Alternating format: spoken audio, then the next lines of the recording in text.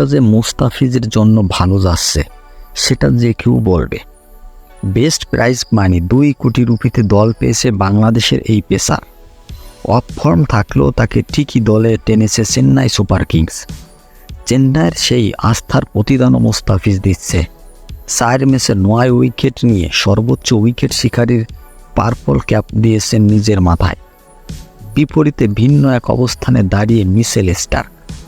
IPL ইতিহাসের সবচেয়ে দামি খেলোয়াড়ের তকমা জুটেছে ওজি এই পেসারের নামের পাশে।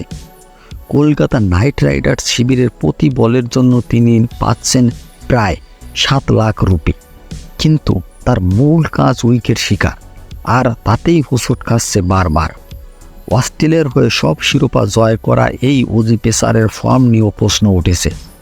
ফিজ ও স্টার্কের সম্প্রতি পারফরম্যান্সের উপর ভিত্তি করে সাজানো হয়েছিল আইপিএলের ফ্যান ফলো, যেখানে প্রশ্ন রাখা হয়েছিল কোন বাঁহাতি পেসার বেশি উইকেট পাবেন।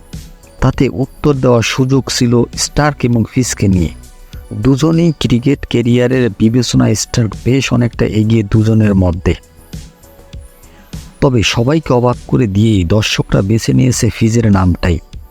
77% মানুষের বিশ্বাস স্টার্কের তুলনায় বেশি উইকেট পাবেন বাংলাদেশি পেসার।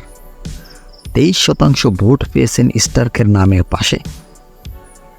1 ম্যাচ বিরতি দিয়ে কলকাতার বিপক্ষে মাঠে নামেন মুস্তাফিজ। মাঠে নেমেই দেখিয়েছেন চমক।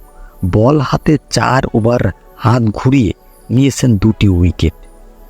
সর্বশেষ যে লাস্টের ওভারটি করেছে আন্দ্রে রাসেলকে তিনি যেন বোকা বানিয়ে দিয়েছেন। অপরদিকে মিচেল স্টার্ক যেন বলে গেলেই যেন